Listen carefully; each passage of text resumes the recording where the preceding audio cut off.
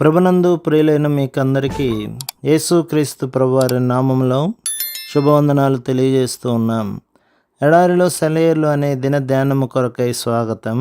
August 7. వారు ప్రార్థన చేయగానే వారు కూడి ఉన్న చోటు కంపించెను. అప్పుడు వారందరూ పరిశుద్ధాత్మతో నిండిన వారై దేవుని వాక్యమును ధైర్యముగా బోధించిరి. అపోస్తలులు బహుబలముగా ప్రభువైన యేసు పునరుత్థానమును గూర్చి సాక్ష్యమిచ్చిరి. అపోస్తల కార్యములు 4వ అధ్యాయం 31-33 వచనాలు. క్రిస్మస్ ఇవాన్స్ అనే గొప్ప దైవ సేవకుడు ఒకరోజు తన అనుభవాన్ని తన డైరీలో వ్రాసుకున్నాడు.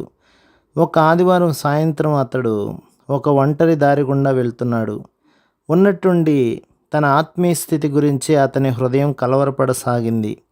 గుర్రాన్ని ఆపి ఒక చెట్టుకు కట్టేసి ఆ చుట్టుప్రక్కల అశాంతిగా పచారులు చేయడం ప్రారంభించాడు.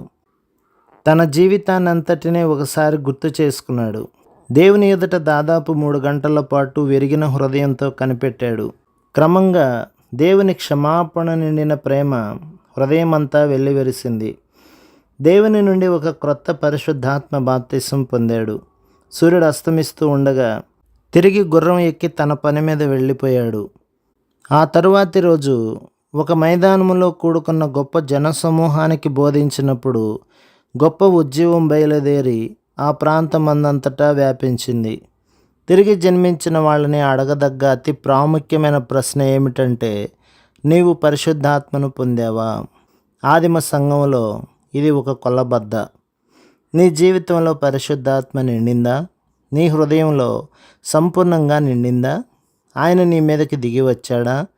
నీ రక్షకుని వెలుగు నీలో కనిపించేలా నీలో రాజ్యమేలుతున్నాడా? సముద్ర కెరటాల్లా నీలో ఆయన ఎగిసిపడుతున్నాడా? అనుదినం నీతో కలిసి ఉన్నాడా?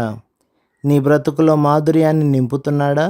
నీ ప్రార్థనకి జవాబునిచ్చి నడిపిస్తున్నాడా? ఆయనతో నడవడం నీకు హాయిగా ఉందా?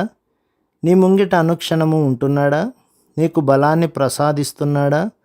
ఏది నీకు అసాధ్యం కాదని తెలియజేస్తున్నాడా? తన కుమారుని సాక్ష్యం నీలో మ్రోగుతుందా?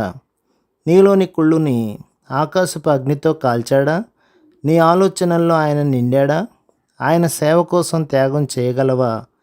ఆయన చిత్తం నెరవేర్చడమే నీకు అన్నపానములైనాయా?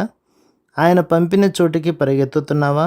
నీ అహం నుండి, స్వార్థం నుండి నిన్ను విడిపించాడా? అవసరంలో ఉన్న నీ అన్నని ఆదుకుంటున్నావా? యేసు సైనికుడిగా శ్రమలు భరించగలవా? క్రీస్తులో నీ నిరీక్షణ గట్టిదేనా? నీ ఓర్పు, సహనం, నమ్రత ఎలాంటివి? ప్రభు మిమ్మును, మీ కుటుంబమును, మీ సంఘమును దీవించి ఆశీర్వదించునుగాక. ఆమెన్.